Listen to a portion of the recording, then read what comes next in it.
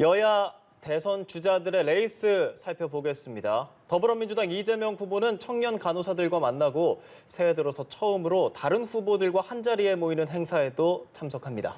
국회 취재기자 연결해서 자세한 내용 들어보겠습니다. 정주희 기자.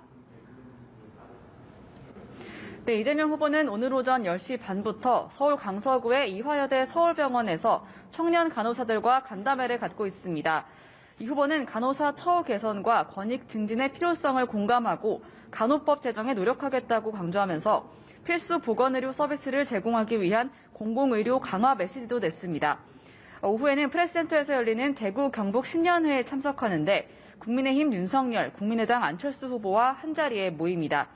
TK는 민주당 지지 기반이 약하지만 이 후보가 경북 안동이 고향인 만큼 역사상 첫 TK 출신 민주당 대통령 후보로서 지역 통합과 국민 통합을 이뤄내겠다고 강조할 전망입니다. 국민의힘 윤석열 후보 그리고 제3지대 후보들의 행보까지도 전해주시죠. 네, 윤석열 후보는 오늘 오전 공개 일정을 하지 않고 오후 불교 행사에 참석하면서 불심 잡기에 나섭니다.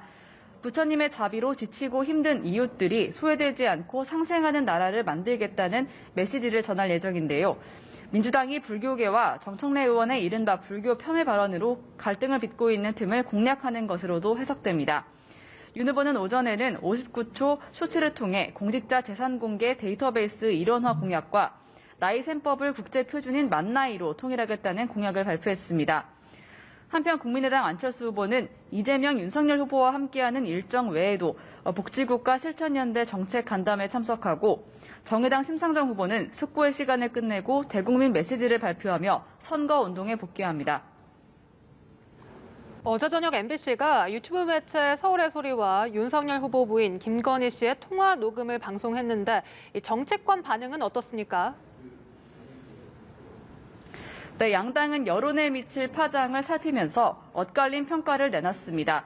민주당은 김건희 씨가 윤 후보의 선거운동에 깊숙이 관여했다는 점을 비판했는데요.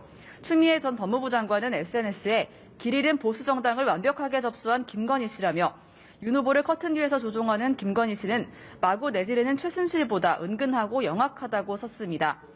우상호 의원은 미투는 돈을 안 주니 터지는 것이라는 김건희 씨 발언을 문제 삼으며 여성 유권자들에게는 굉장히 충격적인 문제 인식을 보여준 것이라고 비판했습니다.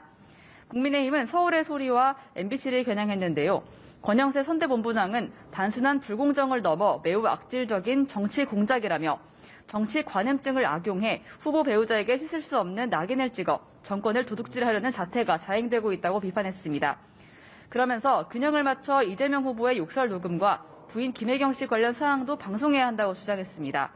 한편 윤 후보 선대위의 무속인이 고문으로 활동하고 있다는 언론 보도에 대해 국민의힘은 몇 번 드나든 적은 있지만 고문으로 활동 중이란 활동 중이란 내용은 사실 무근이라고 선을 그었습니다. 지금까지 국회에서 연합뉴스TV 정주희입니다.